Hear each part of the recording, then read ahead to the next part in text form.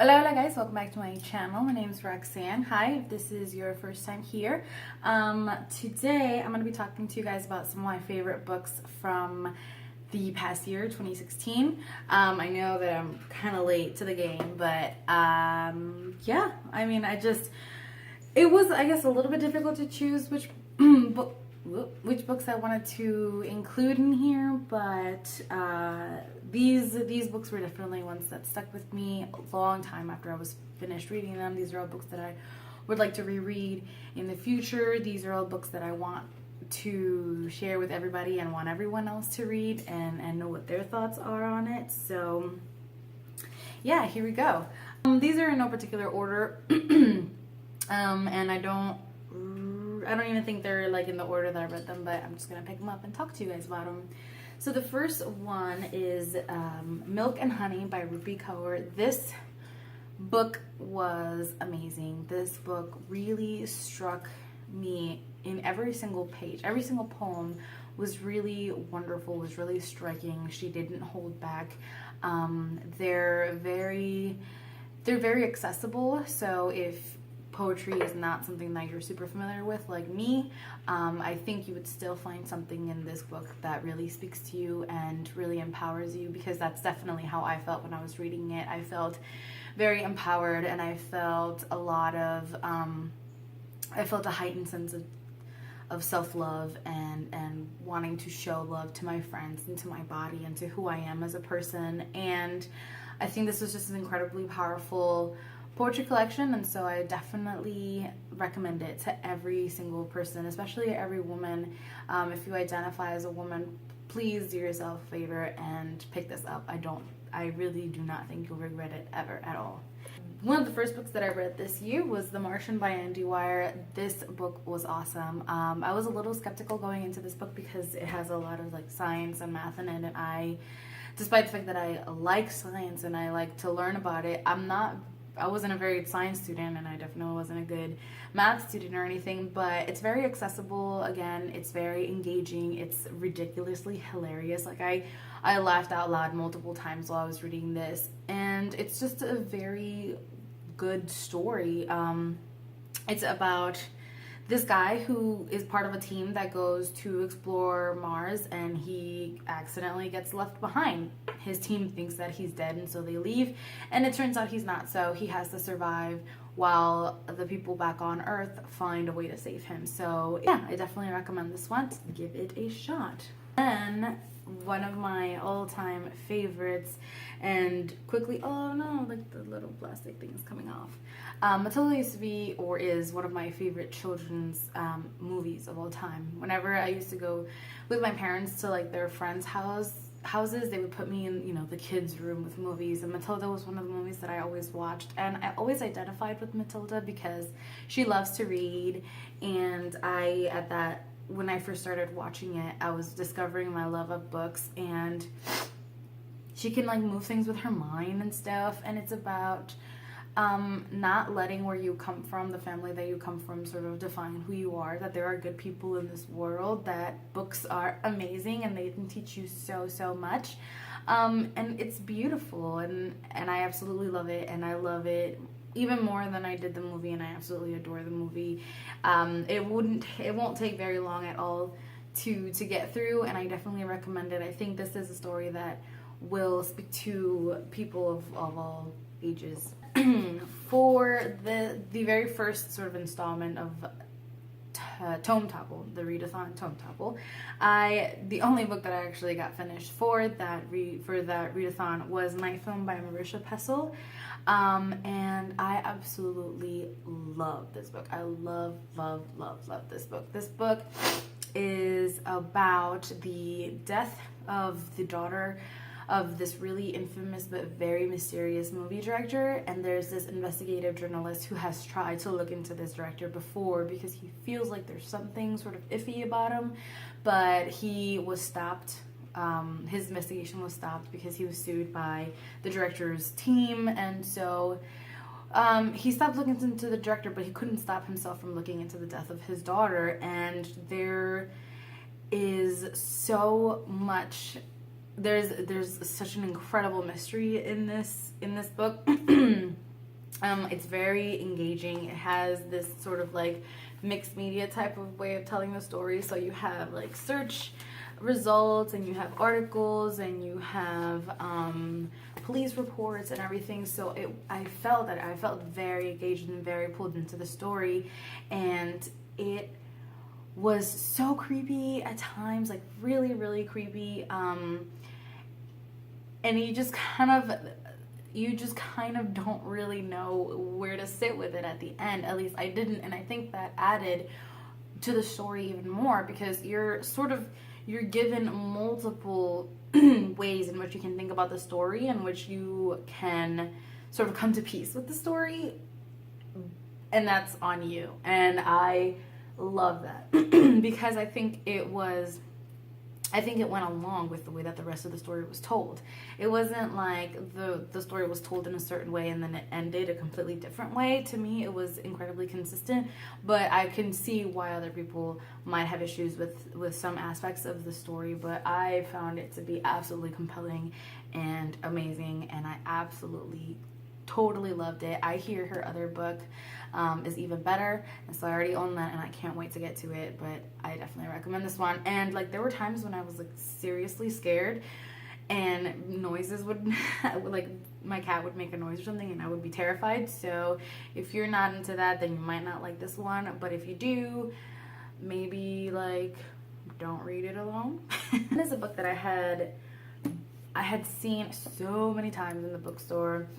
And it always called out to me because the title was beautiful and interesting, and the cover was beautiful. But this year I was actually convinced to read it, and boy, do I absolutely not regret it. This book is absolutely beautiful. It really is magic. I absolutely love it. I love the story. I love the concept. This book is about two kids who are chosen by two magicians, for the two magicians to have a battle essentially by proxy. So these two small kids are raised by the magicians. They're taught how to use their powers, and then they are given the setting that is the night circus, in which the battle between the two essentially is to take place. And it's such an interesting concept, and it is like majestic, and it is so engaging. I feel like I've used that word so much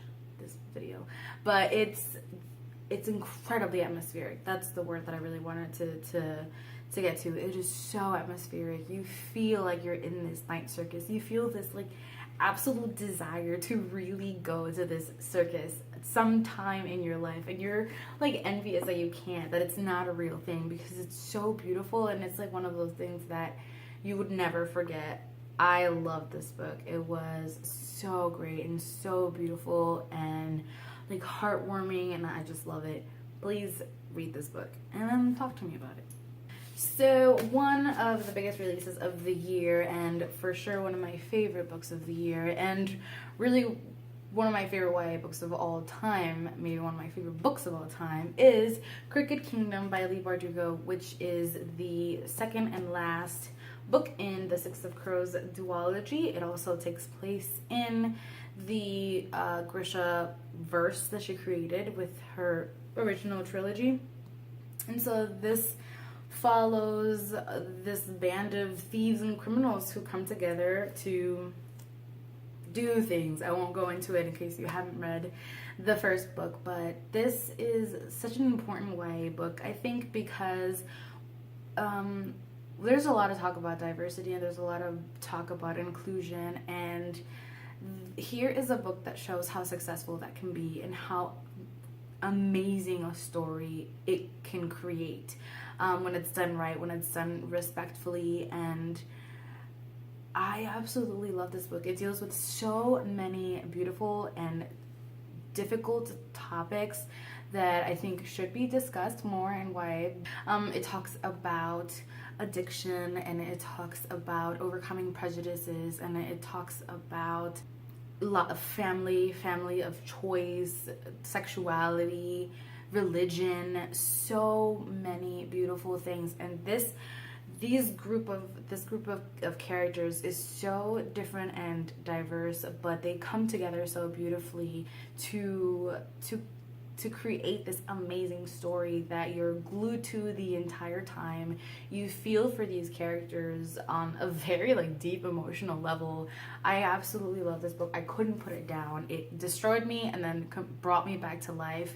I mean, there's a character in this duology whose entire like character arc is him overcoming his prejudices. And how beautiful is that to read about in a time when a lot of people cannot overcome their prejudices, and sort of the time that we live and the things that are going on.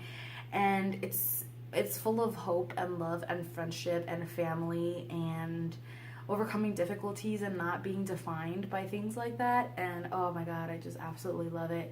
Please read this. This is much better than the original Grisha trilogy and much better than Six of Crows. All of them are amazing and I love all of them, but this book just has like a really special place in my heart. Then I'm gonna take these two books and sort of use them as one, and that is the first two books in the Queen of the Tearling trilogy. So the Queen of the Tearling and the Invasion of the The Invasion of the Tearling by Erica Johansen. This book is I would definitely recommend this if you like YA fantasy but want to sort of expand a little bit into adult fantasy. Our main protagonist is like 19 years old, so she's still very young, but there are more mature content, there is more mature content and more mature themes in these books. So we begin the story being introduced to, I'm going to put these down, being introduced to Kelsey, who's our main character. She has been in hiding for 19 years of her life because her mother, the queen, was assassinated. She doesn't really know much more beyond that, but she has been, her foster parents have been educating her entire life. So she is now being taken back to the kingdom to become queen and lead and try and save the kingdom from enemies and other forces that are still very mysterious. And so I freaking love this series. I love it. I love her. I love the characters. It is a lot slower paced as a fantasy than I guess a lot of people are used to, and then maybe I was used to before, but I absolutely love that. It is very character driven.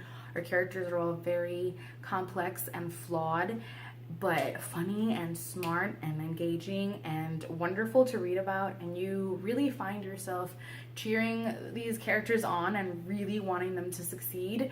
I love the fact that Kelsey is very, very smart. She's not just some protagonist who's put in this situation where she suddenly has to save hundreds, millions, thousands of whatever, however many people in however many kingdoms, and she doesn't really know anything or know how, but somehow she finds a way to do that. Like she has some sort of like hidden abilities that all of a sudden come out and allow her to help her kingdom. Like Kelsey, despite the fact that there's a lot that she doesn't know, she's been specifically trained. She has read so much. She knows so much history. She knows the languages. She knows about the past of the kingdoms, and so she's wanting to help so desperately, and I love it. It's such a feminist fantasy series as well. Like they talk freely about her expressing her sexuality, and they talk about things like masturbation, and there's just so many wonderful things. And then in the second book you get a lot more backstory, which is almost like eerily similar to some of the things that I could definitely see happening in this world. And I just absolutely love this book. I think it is great for the sort of times that we live in. I think it's a great story. There's a lot of political intrigue if that's your thing. It's a great character, it's a great lead character, and then you have wonderful, great side characters as well. So yeah, I totally recommend it. I just got the third book. I still got the third book in the series that I have to read, and then when I do, I'll do a full series review because I just love it so much. And then just two more books left. I read When I Was Puerto Rican by Esmeralda Santiago, and I volunteered to participate in the compilation video that Marina's wanted to do with different booktubers about what their least and their best and worst of 2016 was. And I chose this one for my best of 2016 because it just touched me on such an emotional level. So this is a memoir about Esmeralda Santiago's childhood back in Puerto Rico, and everything that she goes through and her family experiences are so similar to what my mom has always told me that she went through when she was a young girl in Puerto Rico and living in the mountains and being poor, and the influence of the United States in their communities and in their education, and how the island and the people were dealing with that, what it's like when all of your family are forced to leave to the United States for better jobs and things like that. And there's just so much in here that allowed me to connect so much more with my mother and really allowed me to understand so much more where she was coming from and all of the things that she's ever told me about her family and her childhood, that I will always be very thankful to this book for that, for allowing me that added connection with my mom. And so if I had to pick one, it would be this one, not so much because it might have been the best written or the best like story in itself, but because it just touched me on a very sort of deep emotional level. And I do recommend this. I mean, if you want to read about a young girl in Puerto Rico, then here you go. Here is a recommendation for you. It was a little bit difficult to choose again, like I was saying, mostly because I was I was trying to be very conscious last year of choosing books that I knew that I would connect to and I knew that I would love. So choosing ones that I sort of connected to more so than other ones was difficult. But I think these are the ones that I connected with the most and that touched me the most. One thing though is that hopefully next year the books are even more varied and definitely a lot more diverse. But that is something that I'm actively working on and that I have no doubt will be the case. So yeah, let me know if you guys have read any of these books, what some of your favorite books of 2016 were. And yeah, just let me know stuff down below. Thank you so much for watching. I hope you guys enjoyed and have a wonderful day or night or whatever.